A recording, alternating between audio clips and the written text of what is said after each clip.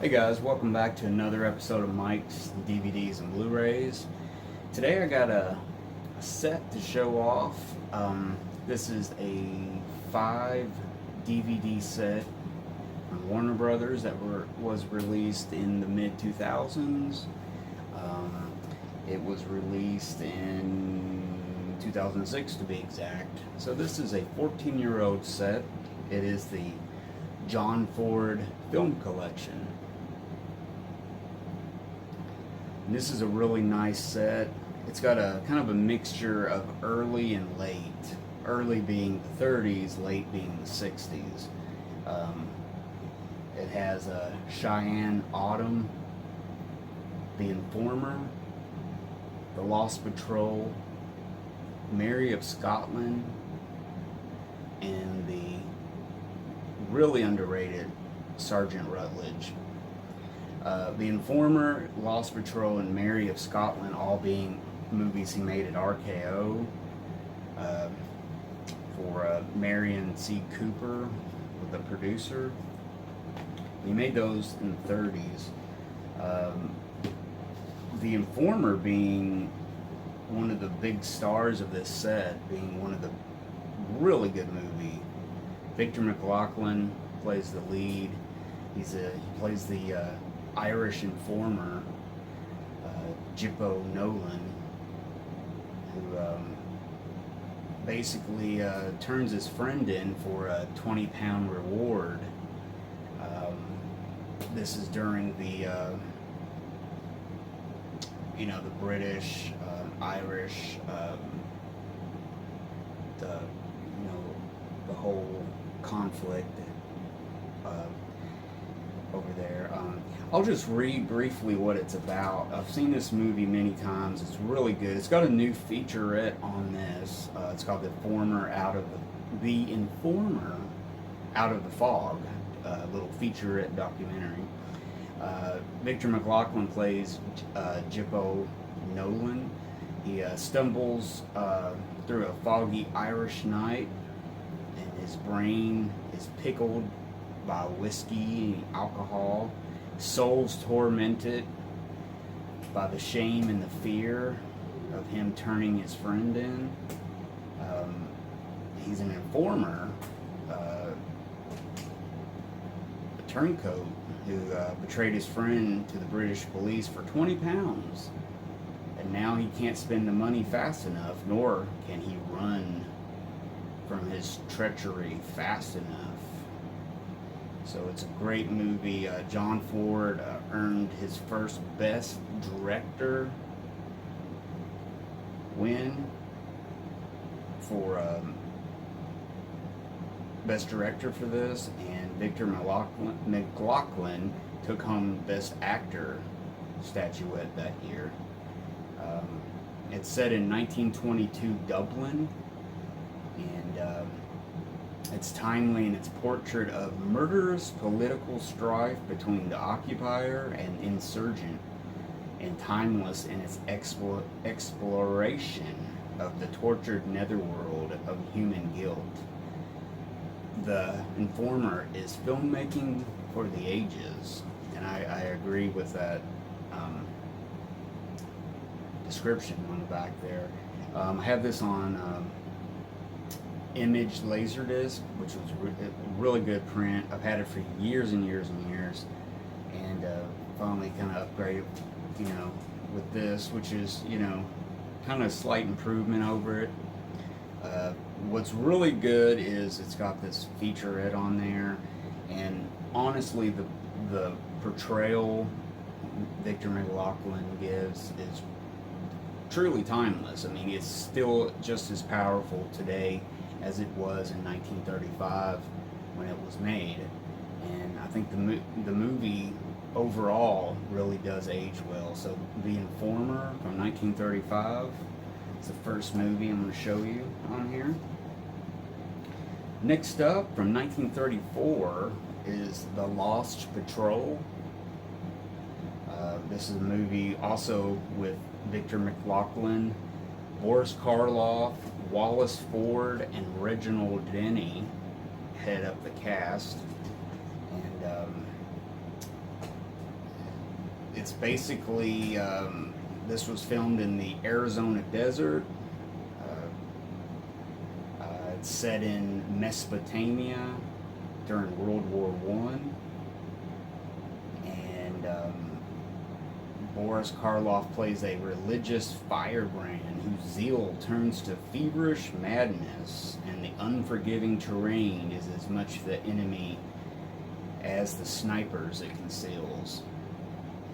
So this is basically a movie set during World War One. They're basically holed up in this area that once was a paradise and now is war torn. And basically a sniper is picking off the platoon one by one. So they're kind of hanging out, trying to hold the fort and survive in the making. So it's a real fast moving picture. You could almost say, John Ford cranked this thing out on assembly line, but unfortunately it's a great movie that was made quickly and probably for cheap, during the 30s. But yeah, The Lost Patrol, it's one of the few movies, John Ford made in the 30s. He was making movies at RKO, 20th Century Fox. Mostly at Fox, he was doing a lot of stuff. Around this time, he was making movies with Will Rogers for 20th Century. And he teamed up with Marion C. Cooper, who was responsible for a little movie called King Kong just a few years ago for this, for RKO. So he was a tremendous producer, a legendary Hollywood producer. So Lost Patrol is just one of those little movies that, kind of one of those undiscovered gems for people out there to find. It's like, wow, this is such a little movie. It's so good. Why didn't I ever heard of this before? I mean, yeah, in film circles, people know it, but overall, people probably won't even think it's a John Ford movie. Next up is probably the lesser, in my opinion, of the set. It's Mary of Scotland, and this came out in 1936. Stars Katharine Hepburn, Frederick March, and let's see.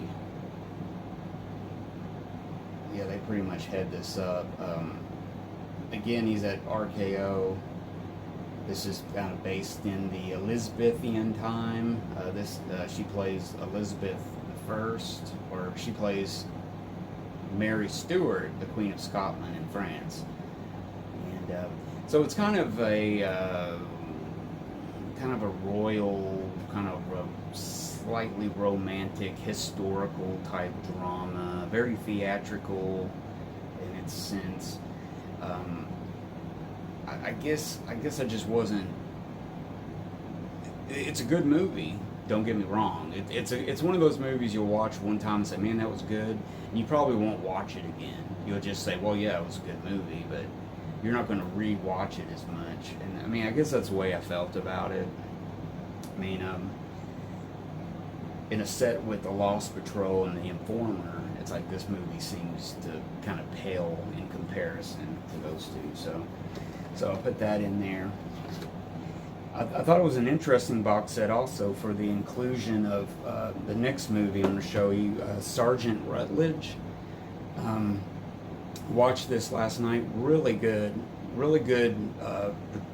performance by Woody Strode, who turned up in a lot of westerns in the 60s and 50s, a lot with John Ford, and he was usually probably 6th or 7th or 8th build, and stuff, but this time he's pretty much second build. I mean, he still gets he's billed way down here, but he's got a bigger part than Billy Burke, but she was a bigger star.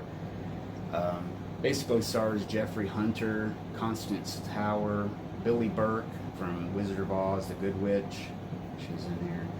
uh, Joano Hernandez, Woody Strode, and Willis Roshi. So, really good movie. Woody Strode plays a part of the Buffalo Soldiers in the 7th Cavalry. They're stationed out in the West, the 9th, actually the 9th and 10th regiments of the U.S. Cavalry, the Buffalo Soldiers, because they were mainly a black platoon. And then they were somewhere in Kansas, I want to say, somewhere around in there. And there was an Apache attack. A whole lot of stuff happens at once, and Woody Strode seems to kind of show up in the middle, partly for honor, partly because he's black, and he knows a black man being caught in a house with a white woman could mean a lynching, in his mind. But he was protecting the woman who was, discovered her father murdered, a younger girl possibly raped, murdered next door, and all arrows are pointing towards Woody Strode. It's like, did he defect from his platoon and just go nuts and go murder people and rape people and everything? And that's the question that's kind of going. But he stands his ground because he's a very honorable person. He's very true. He's basically the leader of this group. He's a sergeant. He has a lot of respect from his fellow soldiers and his platoon.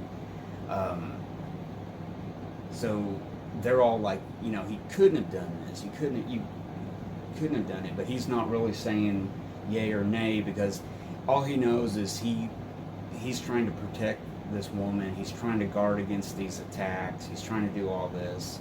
He's not sure what happened, but he knows he's probably going to get blamed for it because he's a black man.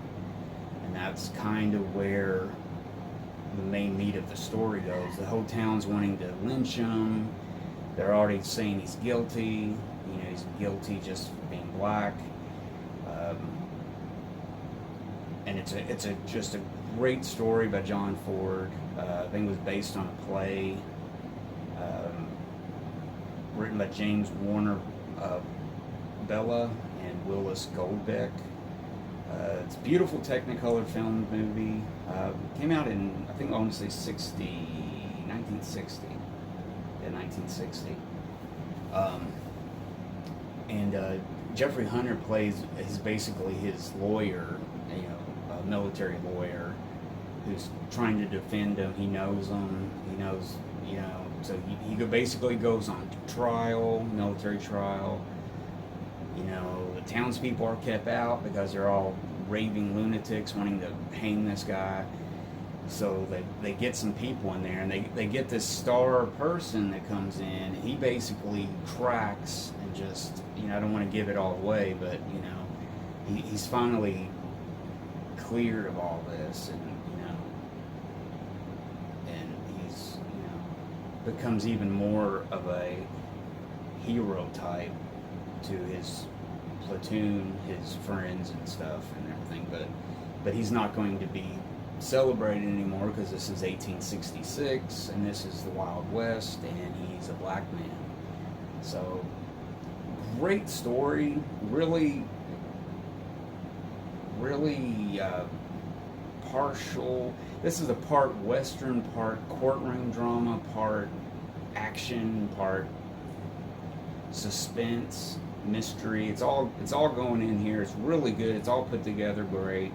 It's got some little comedic performances by Billy Burke in there as the old woman, who's really good. I'm surprised this movie's not well known, more well known than it is. But this was made 1960. John Wayne was off doing, you know, some other stuff. He wasn't associated with John Ford during this period. So John Ford made this movie.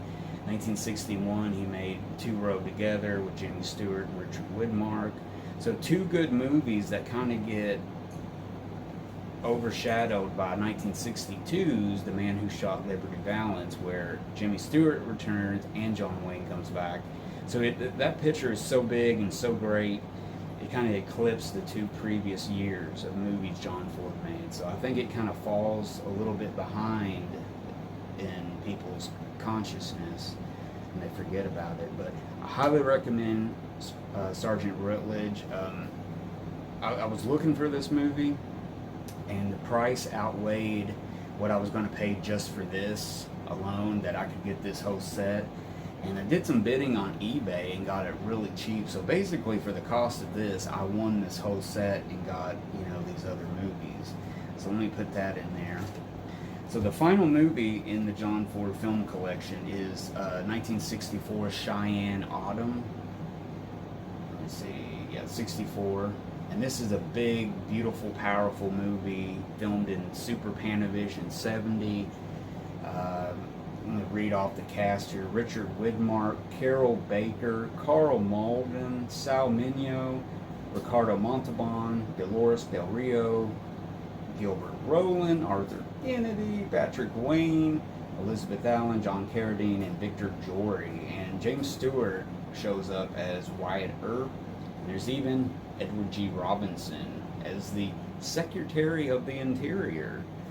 So, large movie in cast and in screen size. This is Super 70. This is a big Western. This was during the early part of the 60s when Cinerama came out and Super 70. The studios were vying, technically, trying to get people into the theaters because TV was beating the pants off of the movie industry. So these big, beautiful Technicolor Westerns, you know, advertised, try to get people in here, big casts, and that's why you saw some movies like this, like movies like The Big Country, How the West Was Won, Cheyenne Autumn. There's a few other ones, but all these grand movies in scale, in technical scale, you know, 70 millimeter, Super Panavision, CinemaScope, Cinerama. I mean, it's a bunch of good stuff. But yeah, this one kind of falls in there. The story's kind of silly at parts and stuff, but I mean, with a cast like that, it's well worth a watch. It's beautiful to look at. It's got quite a bit of stuff on here. It's got a few commentaries, got some vintage featurettes, it's got a new digital transfer from restored picture and audio elements, and this was in 2006, so this was probably a high definition scan at the time. So yeah, it's just one of those, it was one of the big westerns, so it's kind of like right now I'm kind of digging into some of the big westerns that I've never seen before, like How the West Was Won. I haven't seen The Big Country yet, that's one of the other ones, but there's a whole slew of these grandiose westerns that were made. But this makes a really good set, really does. John Ford Film Collection. If you can find it for a good price, I would highly recommend it. I mean, it's got some great movies on there. It's well worth it for The Informer and Sgt Rutledge at least, you know, alone. And then The Lost Patrol is one of those great small movies that you just, you know, discover. Cheyenne Autumn, another one. I don't believe it's on Blu-ray, so this is about the best we have of it right now. And Mary of Scotland is one of those, you know, it's kind of a forgettable movie from back then. So, you know, it's okay. 4 out of 5 is not bad. Okay, so this is a great set. Warner Brothers put out a whole bunch of these boxes in the mid 2000s. There's, you know, Humphrey Bogart, Betty Davis, Errol Flynn, Alfred Hitchcock. I have the Alfred Hitchcock set. But yeah, there's a whole bunch. And there's another John Ford set that has like The Searchers and some of the big well-known Warner Brothers and movies. So yeah, there you go, guys. If you liked what you saw in this episode, give me a like, give me a thumbs up. If you disagreed with how I felt about some of those movies, if you're a big fan of Mary Scotland, you know, let me know. Tell me, what did I miss? What did I not consider in it? Did you feel the same way about Sgt Rutledge? Let me know in the comments. And overall, it's a good set. But let me know, and if you haven't already subscribed and hit that bell. You'll be first to be notified when I drop a new video. And I just want to say thank you for all the subscribers that I've got recently. Appreciate that, and tune in, and I'll have more great movies in the future. So till next time, guys, be cool to each other, be safe, and I'll see you later.